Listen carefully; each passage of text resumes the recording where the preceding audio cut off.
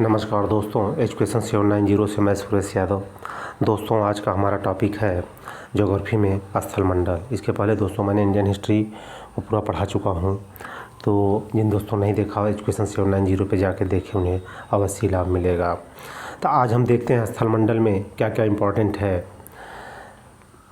पृथ्वी की परपटी के ठोस भाग को स्थल मंडल कहते हैं। पृथ्वी की परपटी के ठोस भाग क्या कहते हैं? स्थल मंडल कहते हैं, जिस पर महाद्वीप या महासागर स्थित होते हैं। पृथ्वी के संपूर्ण क्षेत्रफल 71% भाग पे जल और 29% भाग पे ज़मीन है। स्थल मंडल महाद्वीपीय क्षेत्रों में अधिक मोटी होती है 40 किलोमीटर, और महासागरीय क्षेत्रों में अपेक्षाकृत पतली 20 से 12 किलोमीटर होती है। अब इसमें पहला आता है चट्टान। चट्टानें मुख्यतः विभिन्न खनिजों के संयोग से बनी होती हैं, जिसमें सिलिकेट एवं ऑक्साइड की प्रधानता होती है। सिलिकेट एवं ऑक्साइड की प्रधानता होती है। बनावट के आधार पर चट्टानों का वर्गीकरण 3 वर्गों में किया गया है: आग्नेय, अवसादी और रूपांतरित। आग्नेय, अवसादी एवं रूपांतरित। अब आग्नेय चट्टान देख लेते हैं। आग्नेय चट्टान रवेदार असरंध्री सघन एवं स्थूल तथा स्तरहीन होती है। इसमें लोहा, सोना, चांदी, हीरा, मैग्नीज, निकल इत्यादि खनिज प्राप्त होता है, लेकिन इसमें जीवों के अवशेष का अभाव होता है। इस चट्टान के क्षरण से काली मिट्टी का निर्माण होता है। इस शैल की रचना तप्त एवं तरल मैग्मा ठंडा होने से होती है। किससे होती है? तप्त मैग्मा से होती है। अब वाह्य निर्मित आग्नेय शैल को ज्वालामुखी शैल भी कहा जाता है। इसका निर्माण लावा के भूपटल पर जमने से होता है। लावा के भूपटल पर जमने से होता है, जैसे बेसाल्ट चट्टान, ग्रेवो तथा ऑब्सिडियन आग्नेय शैल। अब आता है अवसादी चट्टान।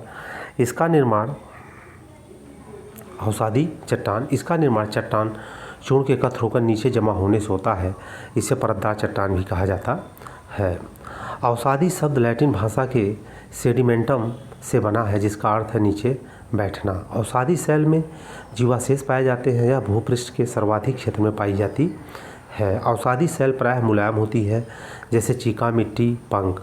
कुछ कड़ी होती हैं, जैसे बालू का पत्थर और चीका मिट्टी। अब हम देखते हैं सिल्ट एवं क्ले संगठित हो जाने पर शैल चट्टान का निर्माण होता है। रूपांतरित चट्टानें, इसका अंग्रेजी में अर्थ होता है जो अंग्रेजी के मेटा और मोर्फिक मतलब परिवर्तन और आकृति से बना हुआ है। ये चट्टान रवेदार होती है, परंतु चट्टान में विघटन तथा वियोजन नहीं हो सकता। बेसाल्ट में लोहे की मात्रा सर्वाधिक होती है। इस चट्टान के क्षरण में काली मिट्टी का निर्माण होता है। अब हमारा आता है पर्वत। स्थल का वह भूभाग जो अपने आसपास के क्षेत्रों में लगभग 1000 मीटर से अधिक ऊंचा और उसकी ऊपरी भाग चोटी युक्त पर्वत कहलाता है। उसका ऊपरी भाग क्या होता है? चोटी युक्त पर्वत कहलाता है। अब हम देखते हैं उत्पत्ति के आधार पर पर्वतों का वर्गीकरण। तो इसमें देखिए प्राचीन वलित पर्वत। प्राचीन बलि, इसका निर्माण प्लेट विवर्तनिक संकल्पना पर आधारित है। ये पर्वत लहरदार होते हैं। इसमें अभिनतियाँ एवं अपनतियाँ पाई जाती हैं। इन पर्वतों के निर्माण में अल्पाइन या टर्शियरी युगीन पर्वतों के पूर्व हुआ है, जैसे अल्पेशियन, यूराल, अरावली, विंध्याचल आदि, जो अवशिष्ट रूप में पाए जाते हैं। भारत का अरावली पर्वत विश्व का सबसे पुराना मतलब प्री कैम्बियन युग का है। ये वेरी इंपॉर्टेंट फैक्ट है, आया हुआ है। इसको याद रखना कि भारत का अरावली पर्वत विश्व का सबसे पुराना प्राचीन बलित पर्वत है। इसकी सबसे ऊंची चोटी गुरु शिखर जो माउंट से आबू में है, जिसकी समुद्र ऊंचाई 1722 मीटर थी। ऐसे फैक्ट हैं जो आपको याद रखना कि अरावली सबसे पुराना और सबसे ऊंची चोटी गुरु शिखर है और 1722 मीटर। अब नवीनतम बलित पर्वत कौन सा है? टर्शियरी युगीन अल्पाइन पर्वतीय वर्ग में आते हैं। रॉकीज, एंडीज और आल्प्स, हिमालय आदि प्रमुख हैं। अधिक ऊंचाई के कारण ये सदैव हिमाच्छादित रहते हैं और इनमें हिमानीकृत अचलकृतियाँ विकसित होती हैं। अब अवरोधी या ब्लॉक पर्वत, जब चट्टानों में स्थित भ्रंश के कारण मध्य भाग नीचे धंस जाता है और अगल बगल भाग ऊंचे उठे प्रतीत होते हैं, तो ब्लॉक पर्वत कहलाते हैं। इनके बीच के धंसे भाग रिफ्ट घाटी कहलाते हैं। क्या कहलाते हैं? रिफ्ट घाटी कहलाते हैं। अब हम देखते हैं ब्लैक पर्वत के उदाहरण। ब्लैक पर्वत के उदाहरण क्या क्या हैं? जर्मनी का ब्लैक फॉरेस्ट, फ्रांस का वाजेस और भारत का विंध्याचल एवं सतपुड़ा। कैलिफोर्निया की सियरा नेवादा विश्व की सर्वाधिक विस्तृत ब्लैक पर्वत है, तो याद रखना सियरा नेवादा। ये फैक्ट आपको याद रखना है। कौन सा? कैलिफोर्निया की सियरा नेवादा या विस्तृत वाला ब्लैक पर्वत है।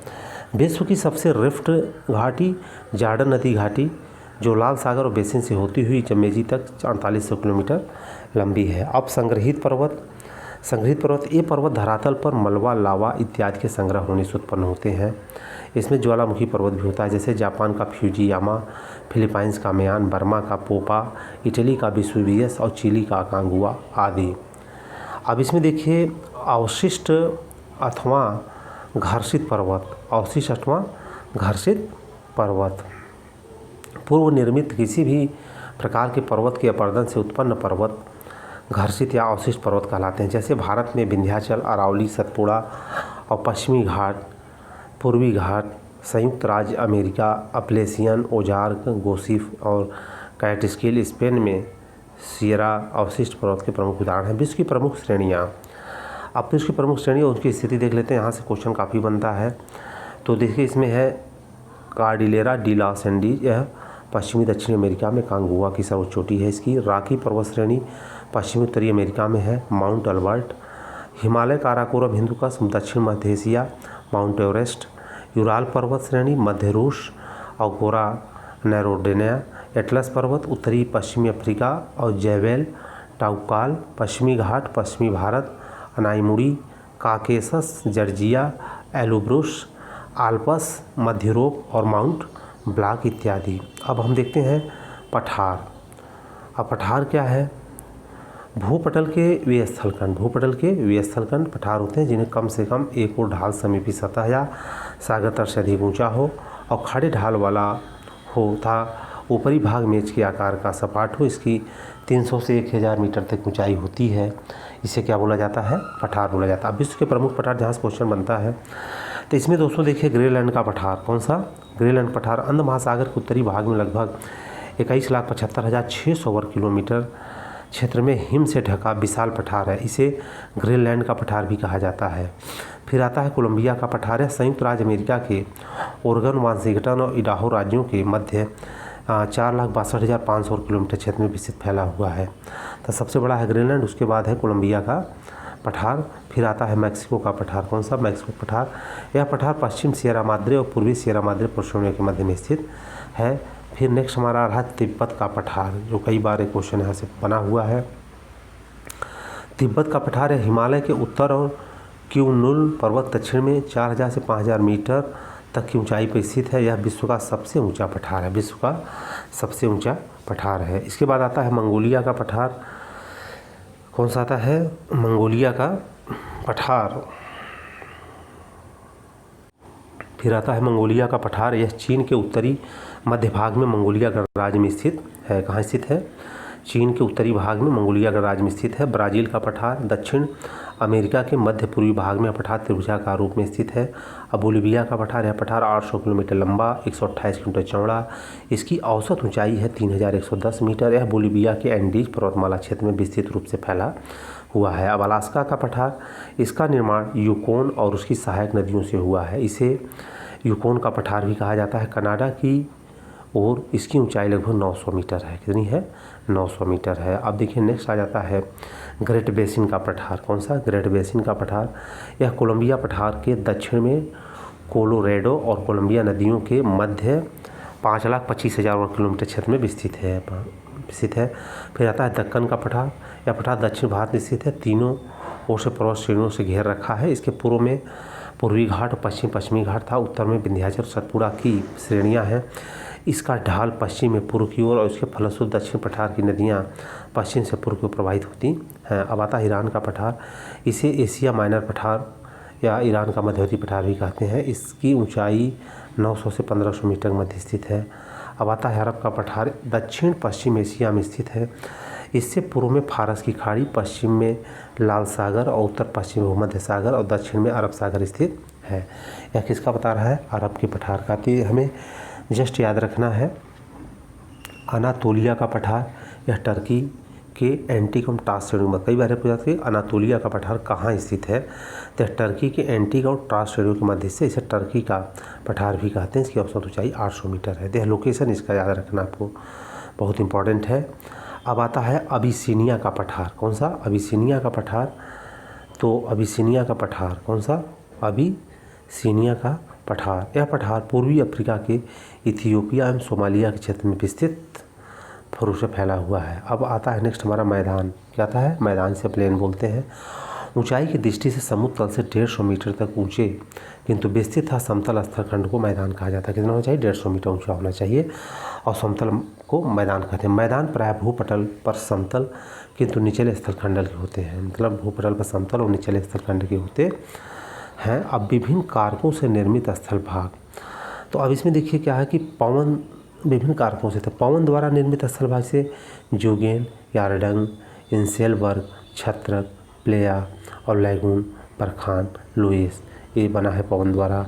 अब भूमिगत जल द्वारा निर्मित जल स्थल भाग से उस्रुतकूप, गीजर, घोल, रंध्र, डोलाइन, क्रास्ट झील, युवाला, पोले, कंदरा, स्टेलेक्टाइट, मतलब ये जो है पवन द्वारा वो बने हैं, भूमि जल वाले बने हैं। अब सागरी जल द्वारा क्या क्या ढांचा बना है स्थल पे, तो इसमें है सागरी जल द्वारा क्या क्या बना है? सर्फ,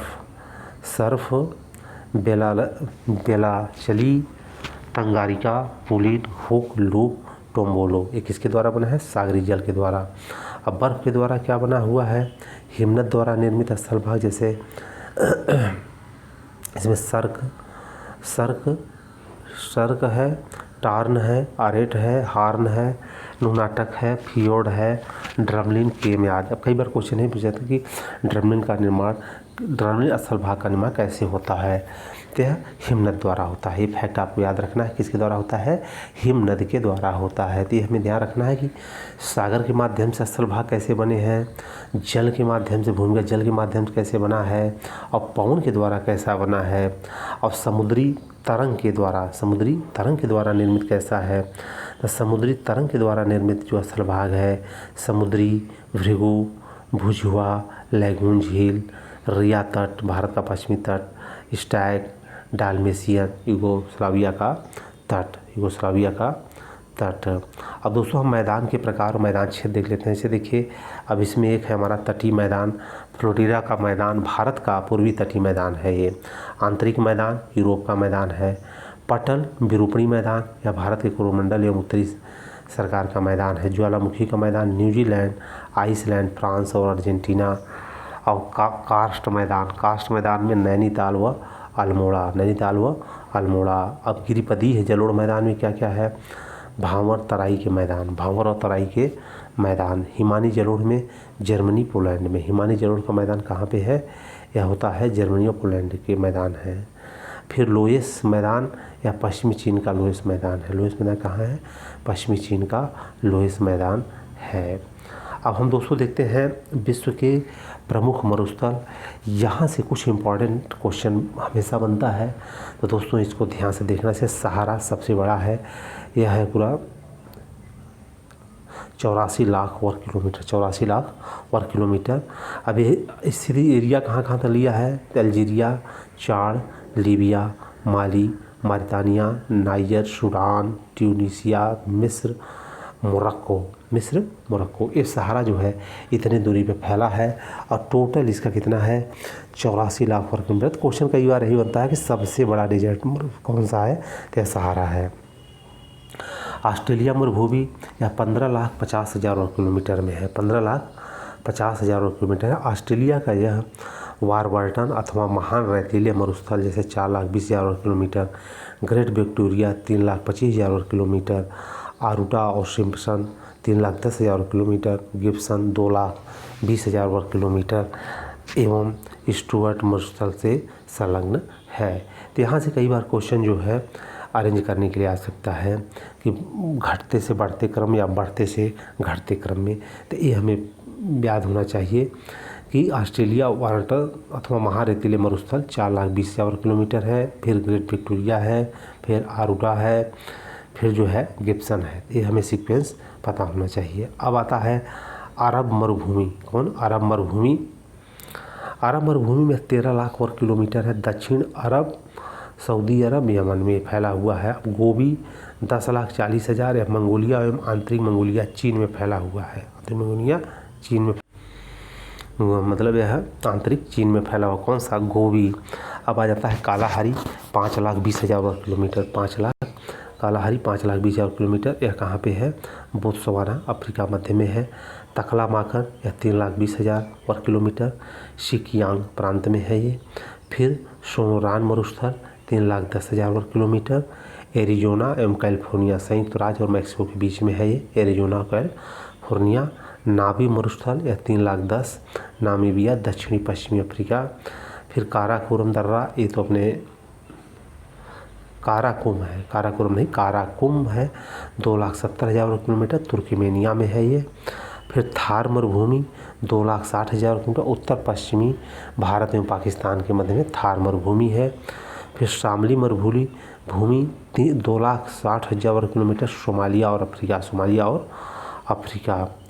तो इसके बाद फिर आता है आपका अटाकामा मरुस्थल। कौन सा आता है? अटाकामा मरुस्थल। यह 1,80,000 वर्ग किलोमीटर, उत्तरी चिली और दक्षिण अमेरिका में है। अभी काइजिल कुम है जो है 1,80,000 वर्ग किलोमीटर, उज्बेकिस्तान और कजाकिस्तान में है। दस्ते लूत 52,000 वर्ग किलोमीटर, पूर्वी ईरान में है। कहाँ पे है? पूर्वी ईरान में है। अब इसके बाद माजे मरुस्थल 35,000 वर्ग किलोमीटर, दक्षिणी कैलिफोर्निया और संयुक्त राज्य अमेरिका में। अब पेंटागोनिया का लोकेशन कहाँ है? अर्जेंटीना में। दस्ते कबीर ईरान में, और नेगेव इजराइल में। नेगेव कहाँ पे है? इजराइल में है। ये दोनों सम्मिलित रूप से तुर्किस्तान मरुस्थल के नाम से जाने जाते हैं, जो अपना स्टार लगा हो। तो दोस्तों ये आज का हमारा टॉपिक था स्थल कृतियाँ से। अगर वीडियो आप सबको अच्छा लगा है दोस्तों तो इसको लाइक करें, दोस्तों हम शेयर करें, और हमारा जो यूट्यूब चैनल है एजुकेशन 790 उसको आप सब सब्सक्राइब करें। तो दोस्तों जय हिंद, जय भारत। फिर मिलेंगे नेक्स्ट वीडियो के साथ।